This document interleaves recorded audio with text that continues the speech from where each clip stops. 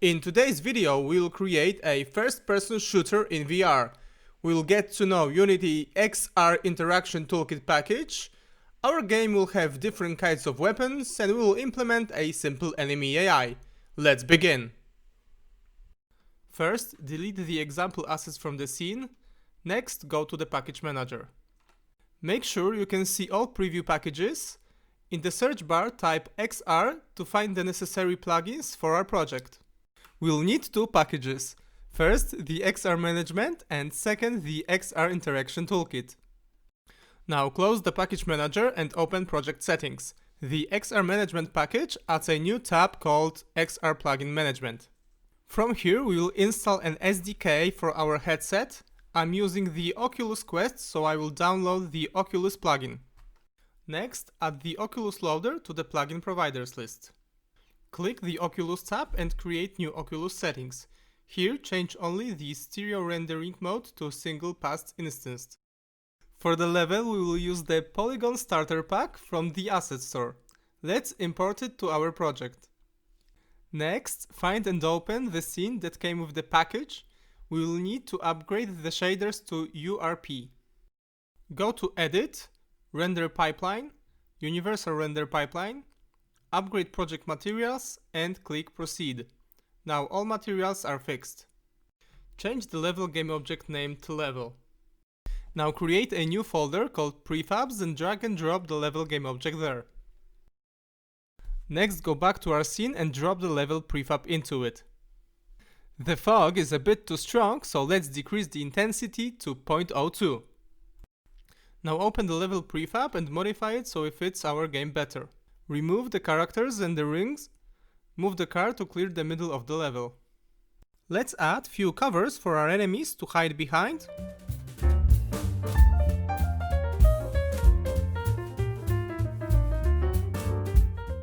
Now let's create our player controller. To do that, we will use the XR Rig prefab that comes with the XR Interaction Toolkit package. Now reset the level game object transform component. And move the XR Rig game object somewhere near the weapons.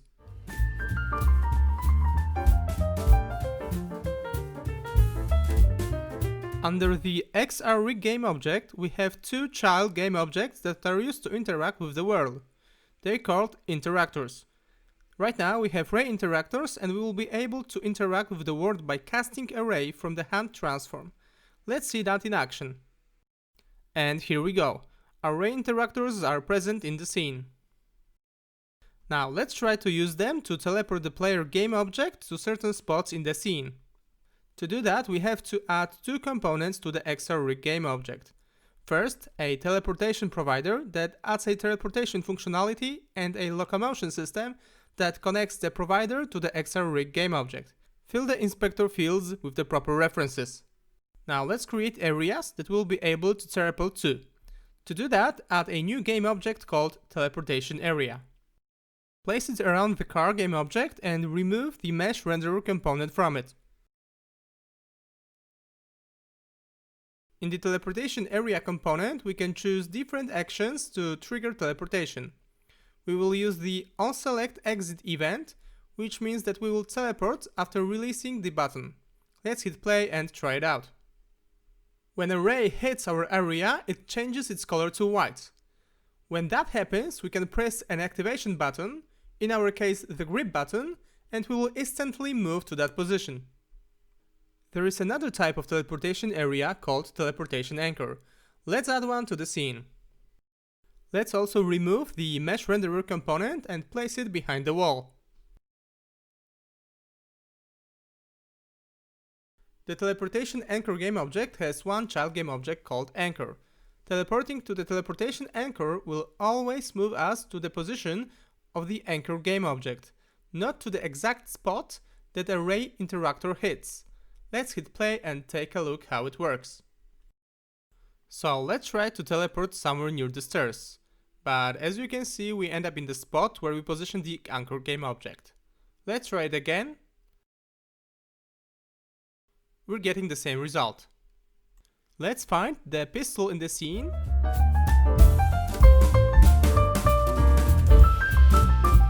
create a simple cube that will act as a table that we'll pick the pistol from. Move the pistol game object on it. Now it's time to make the pistol a grabbable object. So to do that, we have to add a rigid body component and an XR grabbable component. The XR grabbable component has an inspector field called movement type, which defines if an object should track a hand using physics or a transform calculations. We will see the difference in action in a second. Let's choose the velocity tracking movement type, which will use physics calculations to track a hand. We will teleport with the left hand and grab objects with the right hand. To grab objects directly, we have to replace the ray interactor with the direct interactor, which is another type of interactor that the XR Interaction Toolkit plugin provides.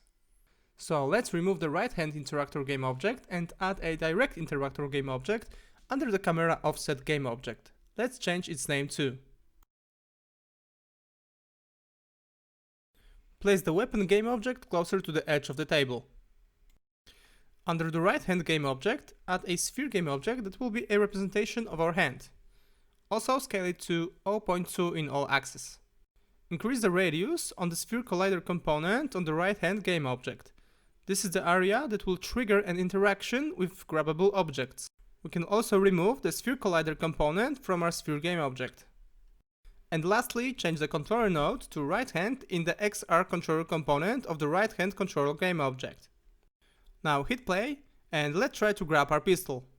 Now by pressing and holding the grip button on the right controller, we can pick up the pistol. We can collide with an object, the pistol will stop and will not be in exact position as the sphere. That's because we chose velocity tracking on the pistol XR grabbable component. Without exiting the play mode, go to the scene view and find the pistol game object and change movement type to instantaneous. Go back to the game. Now the pistol will go through the colliders and ignore any collisions. We are ready to start coding. Let's create a new C# script called weapon and open it in your code editor. Let's begin with adding the Unity engine.xr.interaction.toolkit namespace. This component will require a rigid body and an XR grab interactable component, so add proper attributes.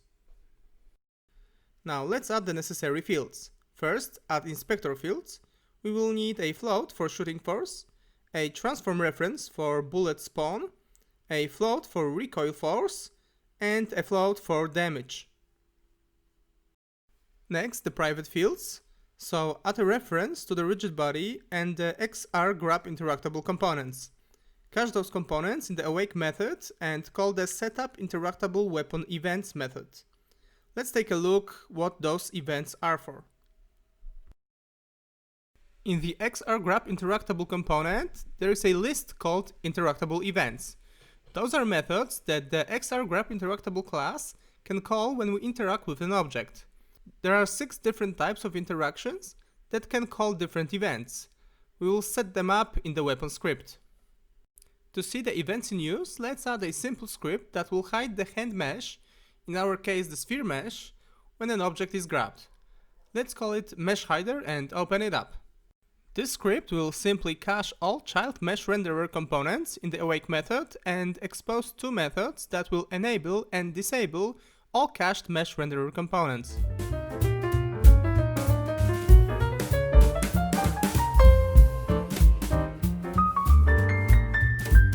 Back in Unity, let's add a mesh hider component to the right hand game object. Back in the weapon script, we will set up the events in the XR grab interactable component. The selected weapon event will be called when we grab the weapon. Let's assign a method called pickupWeapon. Events have an addListener method, which will assign a method in a parameter to an event, similarly to Unity button component. Let's generate the pickup method. As we can see, all methods passed in the addListener method have to take an XR base interactor as a parameter. That gives us reference to an object that is interacting with the weapon. Let's do similar things for onSelectedExit, onActivate, and onDeactivate events. To onSelectedExit, add a dropWeapon method. To onActivate, add startShooting. On onDeactivate, add stopShooting. The onActivate event is called when we press the activation button. In our case it will be a trigger button, and onDeactivate is called when we release it. In the pickup method we will get a mesh hider component that we just have added to our handGame object and call the hide method on it. In the drop weapon method we will call the show method instead of hide. Because we will have two types of weapons, one shooting physics projectile and second shooting with raycast, and both of them will have components that inherit from the weapon script, let's make both the start shooting and stop shooting methods virtual. Each weapon will implement those methods in their own way. Let's add one more virtual method called shoot that will be responsible for a single shot action. All weapons will apply recoil when we fire them, so call an apply recoil method and generate it. To recoil a weapon, we will simply add force to the rigid body in the local back direction multiplied by recoil force. Make the force mode an impulse. Add two methods to return the shooting force and the damage variables. Back in Unity, create a new C# script called pistol. Add it as a component to the pistol game object and open it up. The pistol class will inherit the weapon class. Remove the generated code and add the XR interaction toolkit namespace. First, let's override the start shooting method. Because a pistol shoots a single bullet when a trigger is pressed, we can just call the shoot method in the start shooting method.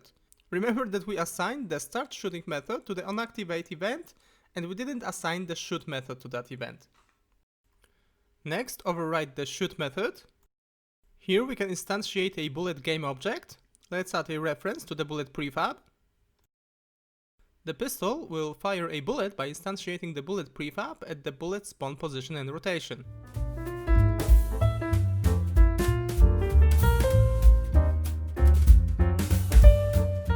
Let's also override the stop shooting method, we will use it later.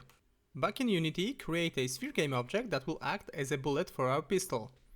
Scale it to something around 0.03, change the name to bullet prefab and drag and drop it to the prefabs folder. Now we can delete it from the scene. Find the pistol game object in the scene and add an empty game object to it.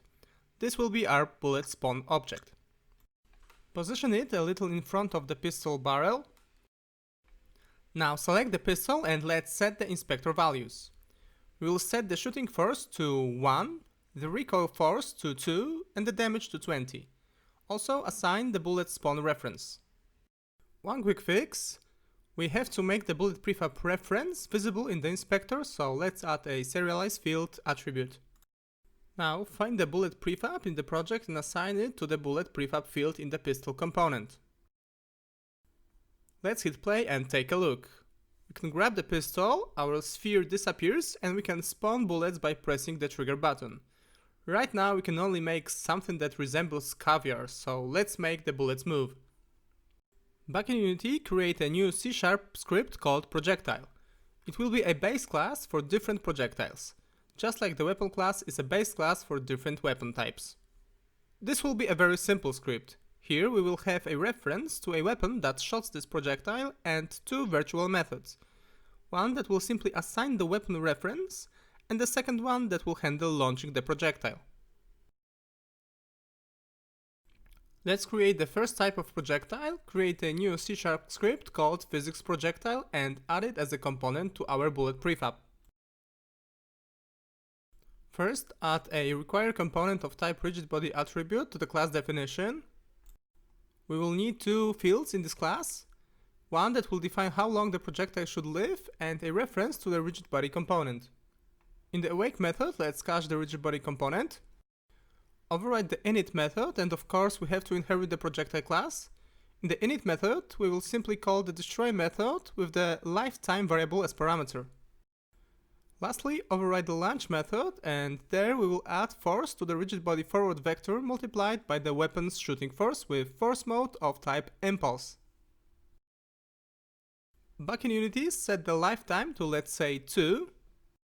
Back in the pistol script, let's change the bullet prefab type from gameObject to projectile. In the shoot method, after we instantiate a projectile, let's initialize it with the pistol object and call the launch method on it. Back in Unity, assign the bullet prefab to the reference in the pistol script. We lost this reference because we changed the reference type from GameObject to projectile. Add a rigid body component to the bullet prefab, decrease its mass, disable gravity, and change collision detection to dynamic continuous. Let's hit play and take a look. Now our bullets move forward and disappear after 2 seconds. We forgot to make the sphere collider on the bullet prefab a trigger, so let's just do that.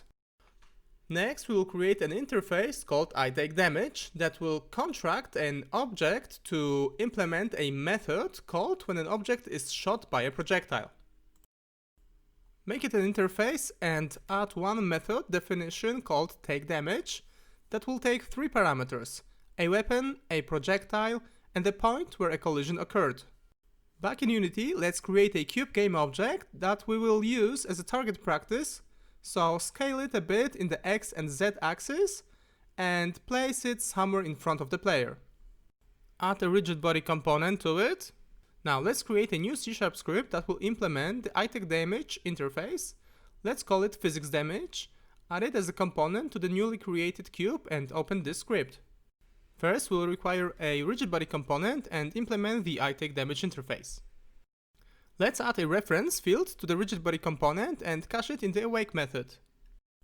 In the takeDamage method, we will add force to the rigid body in the direction of the projectile's forward vector multiplied by the weapon's shooting force with force mode of type impulse. In the physics projectile script, we will implement the onTriggerEnter callback. There we will first destroy the game object. Then we will get all components on the game object that we have just collided with that implement iTakeDamage interface. Next, we'll iterate through all iTakeDamage components and call the takeDamage method. As position in the parameter, we will use projectile's position. Go back to Unity, hit play, and let's try to shoot the cube. Unfortunately, most of the bullets go through the cube without detecting it. It's caused by the high projectile speed, but as we can see, finally we are able to shoot the cube. Now we can implement the second type of weapon. This time we will shoot using raycasting. So grab the second weapon model and place it on your table. Next, create a new C# script called rifle and open it up. Add the XR interaction toolkit namespace and inherit the weapon class. Let's take care of all the fields that we need. First, a float for a fire rate. We will make this weapon automatic, so it will shoot X times per second when we hold the trigger button. Next, add a reference to a projectile and a wait for second variable that we will use in a shooting coroutine. This weapon will not instantiate projectiles, but a single projectile object will cast a ray to determine collisions. So the rifle will have one projectile that it will refer to all the time. So let's override the awake method and cache the projectile component. In the start method, we will set the wait for seconds object with 1 divided by fire rate as parameter. So if we set the fire rate to 3, that means that we have to wait 1/3 of a second before shooting the next projectile. Then we will initialize the projectile with the rifle object. Next, let's override the start shooting method, and there we will start the shooting coroutine. Generate this method. Here we will add a while loop that will call the shoot method and wait the previously defined wait time. We could add a boolean value instead of just putting true in the while loop condition. And obviously the coroutine has to return an I enumerator. Next, override the shoot method. After calling the base functionality, which as we remember is responsible for recoiling a gun, we will call the launch method on the projectile object. Lastly, override the stop shooting method where we will stop all coroutines on this object. Back in Unity, create a new C# script called raycastProjectile. Open it up. First, inherit the projectile class and override the launch method. In the launch method, let's cast a ray from the transform position in the transform's forward direction. If we are able to hit something, we will do the same as we did in the physics projectile class. We will cache all components of type iTakeDamage attached to the object and iterate through them, calling the takeDamage method on them with hit.point as the contact point parameter. Back in Unity, let's prepare our rifle game object. So add a rigid body component to it. Next, add an XR grab interactable component and change the movement type to velocity tracking. Also add a rifle component. Fill the inspector fields. We will use the same values as in the pistol component, so shooting force 1, recoil force 2, and damage 20. Now we have to create an empty game object that will be the rifle's bullet spawn. Place it in front of the rifle's barrel, just like we did with the pistol. Next, add a cylinder game object under the bullet spawn. Make it very long and thin. It will act as a sight for our rifle. Add a raycast projectile component to the bullet spawn game object. Now press play and let's try to fire the rifle. One shot, one hit. Perfect. The rifle also recoils. Everything is working as intended. And that's it, guys, for the first part. In the second part, we will implement enemy AI and combine everything into a game. You can find the whole project on GitHub in the description below. I hope you enjoyed it, and please like and subscribe if you like my content.